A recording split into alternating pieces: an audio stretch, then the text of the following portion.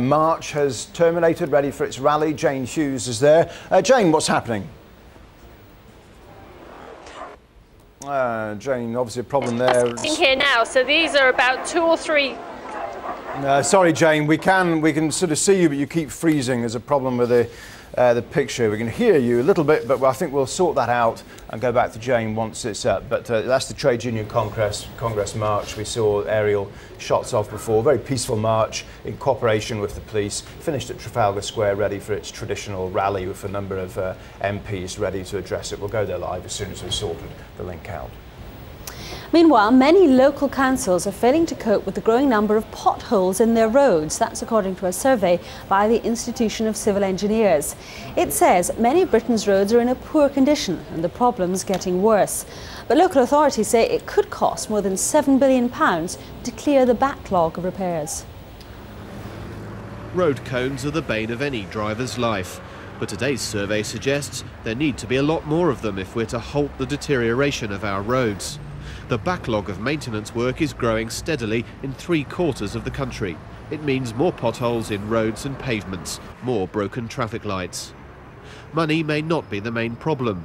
The Institution of Civil Engineers survey reveals that councils often fail to spend all the money they've been allocated on repairing the local roads they're responsible for. Some of it goes on paying compensation to those injured by bumpy roads or pavements.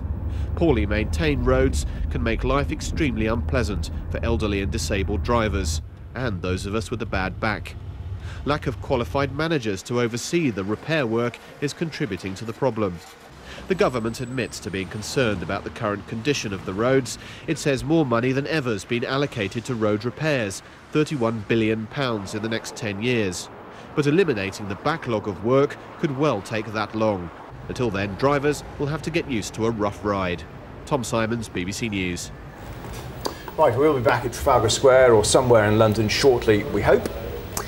But let's have a look at the main business headlines now. John Terrett. Yes, and the story will not lie down. There's been another development in the ITV Digital saga, because at about midday today we learned that the chairman of York City Football Club, John Batchelor, has come forward to say that he is seriously interested in buying ITV Digital, the collapsed terrestrial digital television service.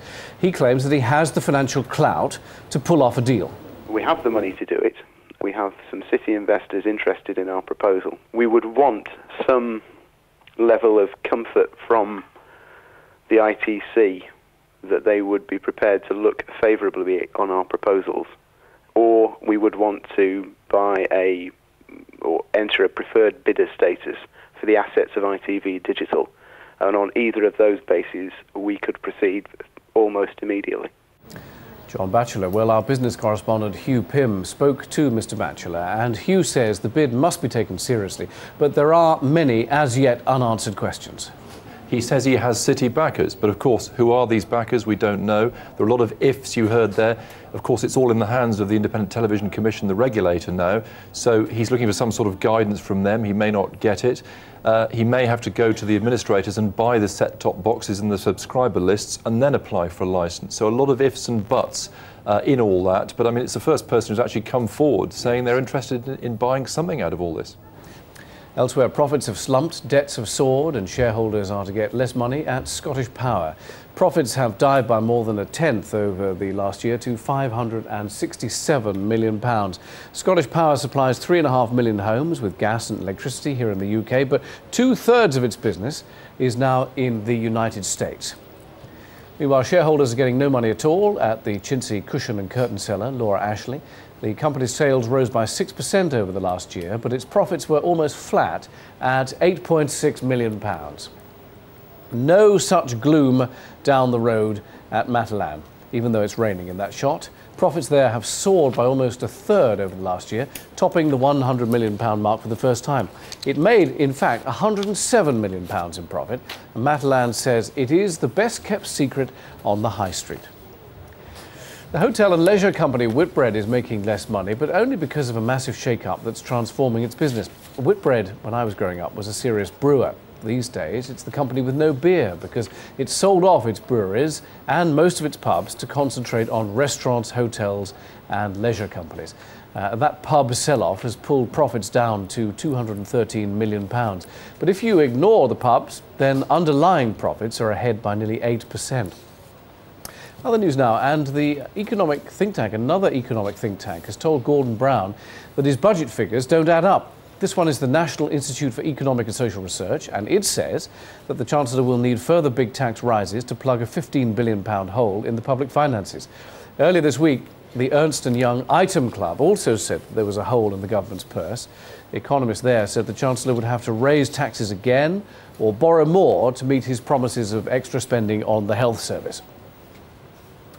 A US court has given a final green light to the world's biggest computer company merger. It threw out an attempt to block Hewlett-Packard's £12 billion purchase of its rival Compaq. The deal already has the backing of shareholders from both firms, but the rebel shareholder Walter Hewlett asked the courts to step in amid allegations that the votes were invalid. The court rejected the claims. Mr. Hewlett, a son of one of the company's co-founders, now says he won't appeal, and so we think that means the merger will now go through within the next couple of weeks. Here's a shock. British holidaymakers going to Majorca or Menorca, or Ibiza for that matter, face a new top-up tax. The government of the Balearic Islands is imposing a new tax to pay for improvements to the environment. The tax works out at €1 per person per day, so that's around 61 pence each on our daily hotel bills. But hotel owners on the island and the Spanish government are far from pleased. The number of holidaymakers visiting Spain has recently been falling in recent years. I do know it's Mallorca. Let's have a look at the market, shall we? Here we are. And here's the FTSE. It's down by 14 points. Dow Jones is up by 11 in the first couple of minutes of trading. Well, those are the business headlines. Back at 3:25 with more details.